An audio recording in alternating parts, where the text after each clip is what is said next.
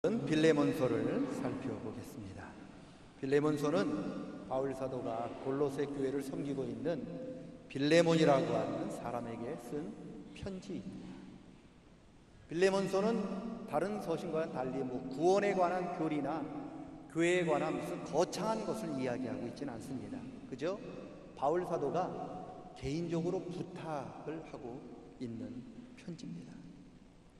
비록 한 장밖에 안 되는 짧은 그런 책이지만 빌레몬서에는 용서라고 하는, 그리고 화해라고 하는 굉장히 중요한 것을 말씀하고 있습니다. 빌레몬에게는 오네시모라고 하는 종이 있었어요. 바울 당시 종은요, 주인의 재산이에요. 우리가 돈을 주고 물건을 사고 의자를 사고 무슨 컵을 사는 것처럼 필요에 따라 돈을 주면 얼마든지 종을 사기도 하고 팔 수가 있었습니다. 종은 사람이 아니에요. 물건이에요. 물건처럼 취급을 당했어요. 만약에 종이 도망을 가다 잡히면 죽도록 맞거나 아니면 죽임을 당했습니다. 사람이 화가 나가지고, 내가 화가 나면 남의 물건이 아니라 내 집에 들어와서 내 기물을, 내 의자를 두들겨 패고 부수고 그래도 문제가 없잖아요. 마찬가지입니다. 내가 화가 나서 내 종을 때리고 발로 차고 종을 죽여도요, 하등의 문제가 되지 않았습니다. 왜요? 종은요, 사람이 아니라 물건이기 때문에 그렇습니다. 빌레몬의 종이었던 오네시모가 도망을 갔어요. 도망을 간 것도 큰 죄인데 주인인 빌레몬의 물건을 훔쳐서 도망을 갔습니다. 아마 잡혔더라면 오늘 오네시모는 죽었을 거예요. 오네시모가 빌레몬에게서 도망을 가서 로마로 갔습니다. 로마에 가서 바울을 만났습니다. 바울이 전하는 복음을 듣고요, 그가 예수를 믿게 되었습니다. 변하게 되었습니다. 그리고 그때부터 오네시모는 바울 옆에서, 바울이 전도할 때 옆에서 바울을 도와주는 그런 훌륭한 도움자가 되었습니다. 바울 사도는 빌레몬을 오네시모를 가리켜서 아들이라고 불렀어요. 저번 시간에도 보았지만 디도라고 하는 젊은 목회자를 바울이 나가 디모데와 디도를 복음으로 낳았다, 내 아들이다라고 고백을 했는데, 오늘 본문을 보니까는 오네시모를 향해서 바울 사도가 오네시모는 내가 감옥에 갇혔을 때 낳은 아들이다, 그렇게 이야기합니다. 디모데와 디도는요, 바울 사도를 아버지처럼 받들었어요. 마찬가지로 오네시모도요, 바울 사도를 아버지처럼 섬겼고 아버지처럼 따랐습니다. 그리고 바울 사도도 오네시모를 아들처럼 아끼고 사랑했습니다. 그런데 오네시모는 주인에게 도망친 종이잖아요. 그것도 주인의 물건을 훔쳐서 도망친 종입니다. 법에 의하면 오네시모는 죽어 마땅한 사람입니다. 그래서 바울 사도가 물건을 훔쳐서 도망친 이 오네시모를 용서해 달라고 오네시모의 주인인 빌레몬에게 오네시모 좀 용서해 주어라, 그렇게 쓴 편지가 빌레몬서입니다. 그래서 빌레몬서의 주제가 용서예요. 용서가 왜 중요하냐? 용서는요, 우리 기독교의 핵심 사상이에요. 예수님께서 제자들에게 기도를 가르치셨어요. 너희는 앞으로 이렇게 기도해라. 어떻게 해요? 우리가 우리에게 죄 지은 사람을 용서해 준 것처럼 하나님 우리의 죄도 용서해 주십시오. 용서하라고 가르칩니다. 그러시면서 너희가 만일 다른 사람의 죄를 용서하면 하나님께서도 너희를 용서하실 것이고, 너희가 만일 다른 사람을 용서하지 않으면 하나님께서도 너희를 용서하지 않으실 것이다, 그렇게 말씀하셨습니다. 예수님이 용서를 굉장히 강조하셨어요. 말로만 가르친 게 아닙니다. 실제로 예수님이 그렇게 본을 보이셨어요. 예수님 십자가에 달리셔서 가장 고통스러운 그 시간에 자기를 십자가에 못 박고 자기 밑에서 예수님의 옷을 찢어 나눠 가지면서 예수님을 조롱하고 멸시하는 그 사람들을 바라보면서 예수님이 기도하시죠. 하나님, 저들을 용서해 주십시오. 저들은 지금 자기가 무슨 짓을 하고 있는지를 알지 못해서 그렇습니다.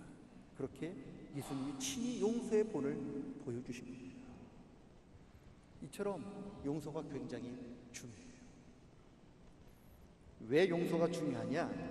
우리 기독교가 사랑의 종교이기 때문에 그래요. 사랑 빠지면요, 여러분 성경이 이해가 안 돼요. 사랑 빠지면요, 하나님을 이해할 수 없어요. 여러분, 왜 하나님께서 하나밖에 없는 예수 그리스도를, 독생자 예수님을 이 땅에 보내셨을까요? 그리고 왜 예수님께서는 이 땅에 오셔서 그 무겁고 힘든 십자가를 지시고 죽으셔야만 했을까요? 사랑 때문에. 사랑이 아니면 설명할 수가 없어요. 왜 하나님께서 그 아들 예수님을 이 땅에 보내셨느냐? 우리들을 사랑하셨기 때문에. 왜 예수님께서 그 무거운 십자가를 지고 십자가에서 돌아가셔야만 했느냐? 우리를 사랑하셨기 때문에 그렇습니다.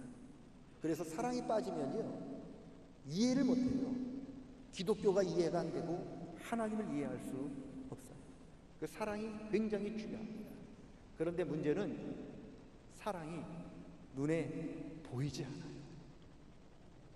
그래서 그 사람이 사랑을 하고 있는지 아닌지, 다른 사람이 나를 사랑한다고 얘기했는데 저 사람이 말한 그 사랑이 진짜인지 거짓말인지 우리가 구별이 안 돼요.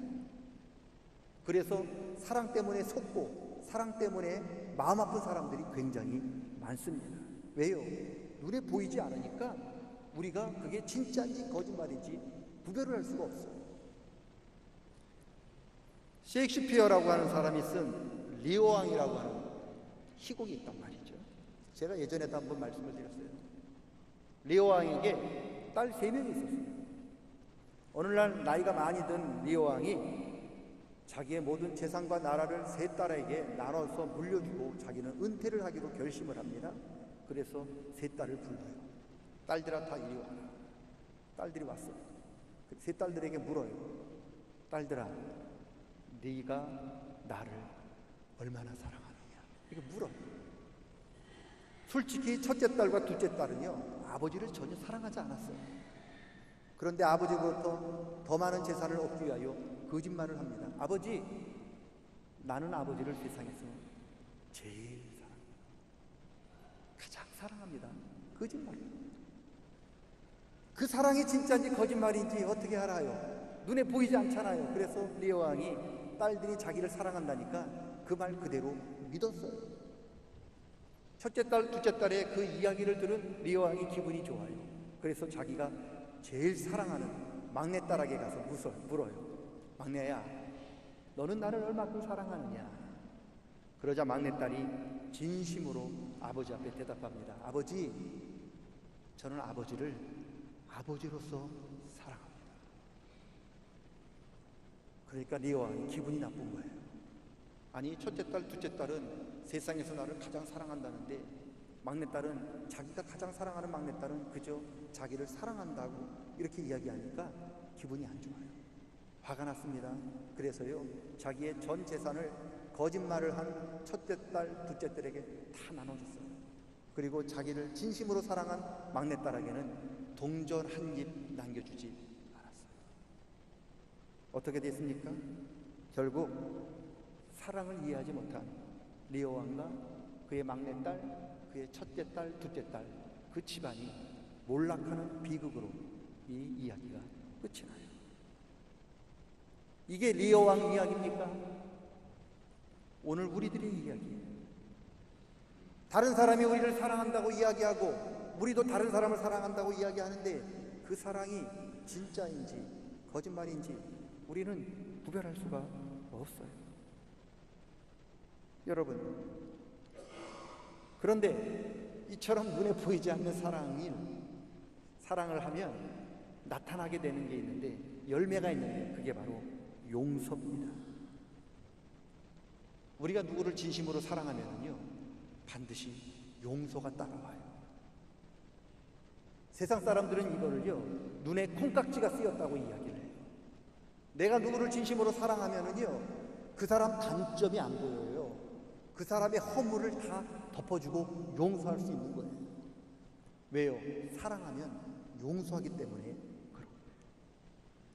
사랑한다고 이야기하면서 용서가 되지 않으면 그 사랑은 가짜입니다. 우리가 누군가를 진심으로 사랑한다면 반드시 용서하게 되어 있습니다. 왜 하나님께서 그 아들 예수님을 이 땅에 보내셨을까요? 우리들을 사랑하셨기 때문에. 왜 예수님께서 저와 여러분을 위해서 십자가에서 죽으셨습니까? 우리를 사랑하셔서 우리의 죄를 용서해 주시기 위하여 십자가 지신 거예요. 그래서 이 십자가는요, 하나님의 사랑이 나타난 현장이기도 하고요, 하나님이 우리의 죄를 용서해 주신 곳이기도 한 겁니다. 그래서 용서를 보면 그 사랑이 진짜인지 혹은 가짜인지를 좀 구별할 수 있게 되는 겁니다. 문제는 세상에서 가장 힘든 게 용서죠. 남을 용서하는 게 이게 힘듭니다. 제가 생각하기에는 거의 불가능합니다.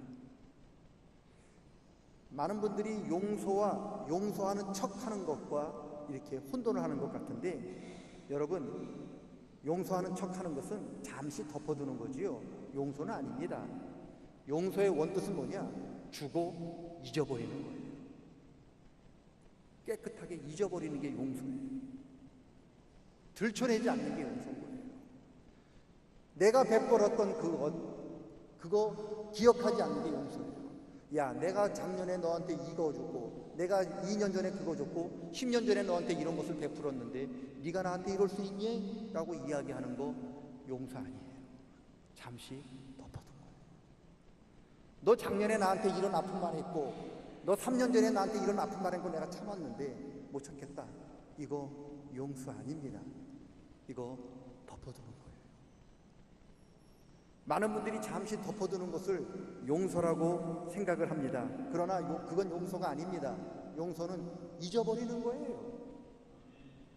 하나님께서 뭐라고 말씀하시는 줄 알았어요? 내가 너의 죄를 말갛게 씻겨서 다시는 너의 죄를 기억하지 아니하리라.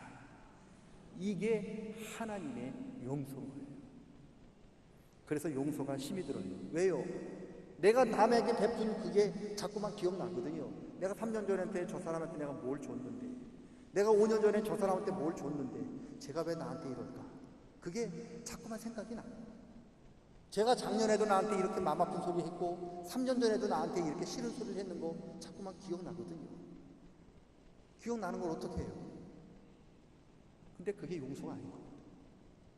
그래서 용서가 힘이 들어요. 우리 힘으로 불가능합니다. 오직 하나님의 은혜와 사랑으로만 용서가 가능합니다.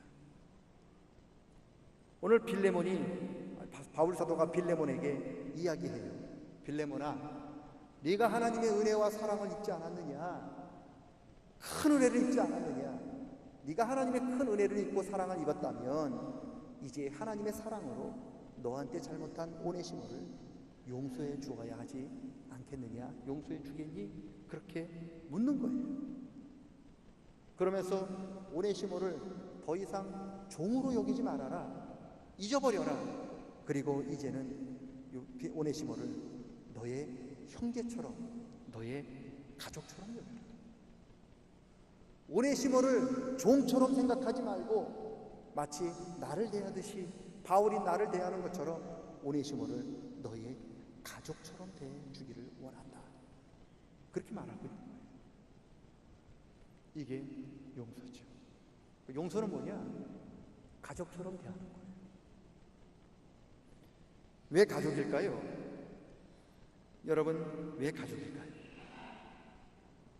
세상에서 가족만큼 용서가 일어나는 것이 없어요.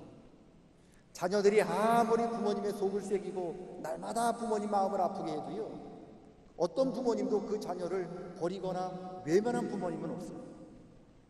그 다음날 되면 또 용서해주고 그 다음날 되면 또 사랑해주는 게 부모님의 마음입니다. 그게 가족이에요.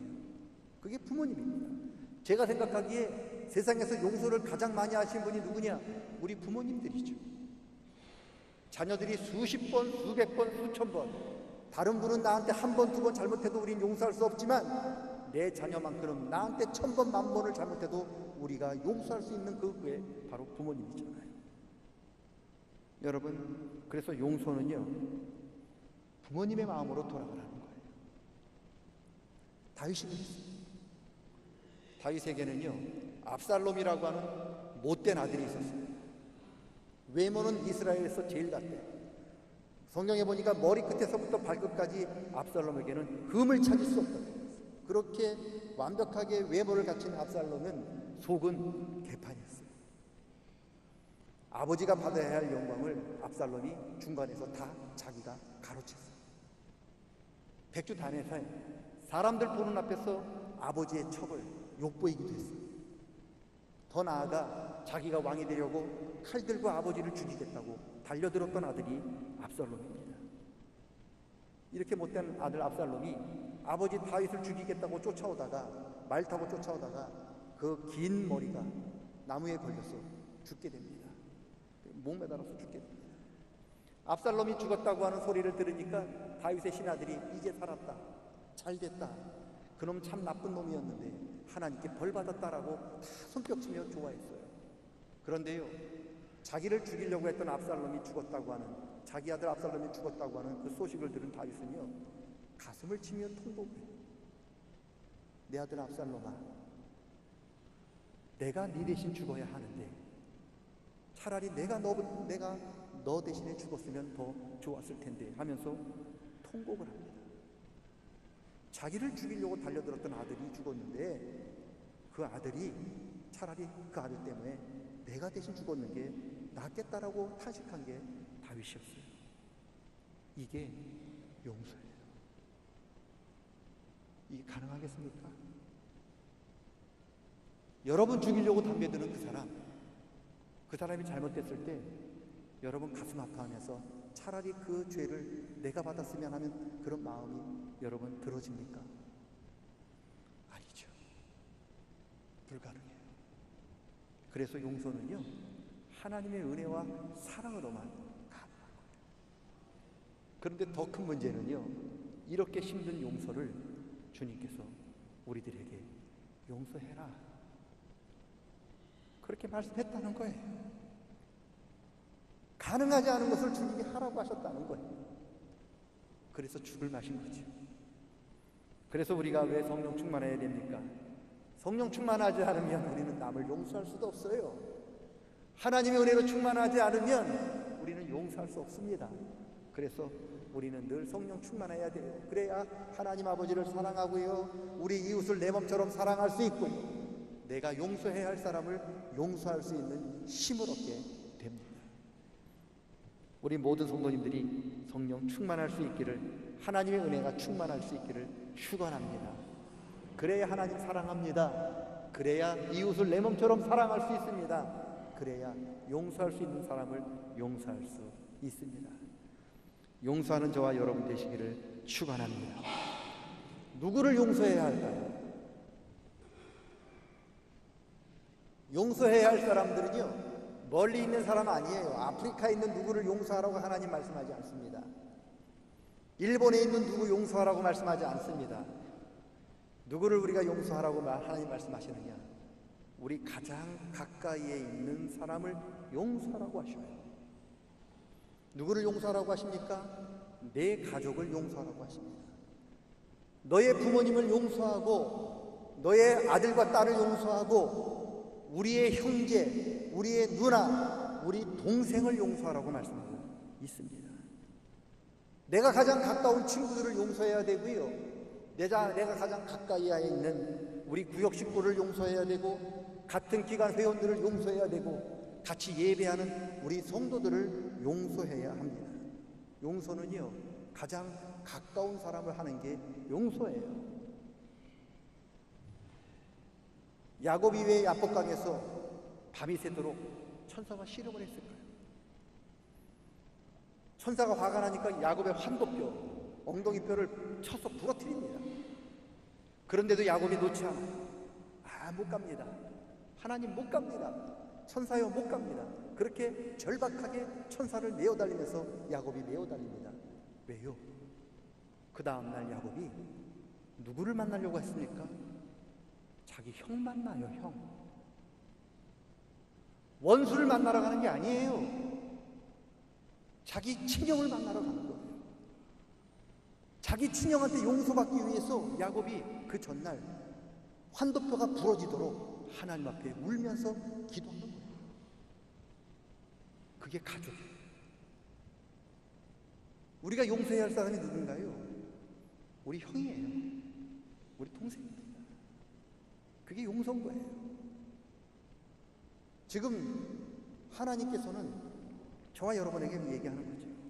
지금 내 형이, 내 부모가, 내 아들이 너한테 용서받기 위하여 나한테 울면서 기도하고 있다. 어떡할래? 물으시는 거예요. 여러분, 그렇게 주님이 물으실 때 뭐라고 대답하겠습니까? 바울이 빌레몬에게 이야기하는 거죠. 빌레몬아, 비록 오네시모가 너한테 죄졌지만 오네시모가 너한테 용서받기 위하여 지난 세월 밤잠을 자지 못하고 눈물로 너의 용서를 받기 위하여 기도하고 있었다. 너는 어떡할래? 그렇게 묻고 있는 거예요. 이 물음이 하나님이 오늘 저와 여러분에게 묻는 물음입니다. 저와 여러분이 우리 가족을, 또 우리 형제를, 그리고 가장 가까운 사람을 용서할 수 있기를 축원합니다. 인류의 첫 범죄는요, 형이 동생을 용서하지 못하고 돌로 때려 죽인 것에서부터 시작하는 거예요. 형이 동생을 용서할 수 없었어요. 그래서 제사 드린다는 핑계로 돌멩이로 동생을 때려 죽인 것에서부터 죄가 시작됩니다. 돌멩이를 내려놓으셔야 해요. 그리고 그 손으로 그 형을, 동생을 붙잡아 주셔야 합니다. 이게 용서예요.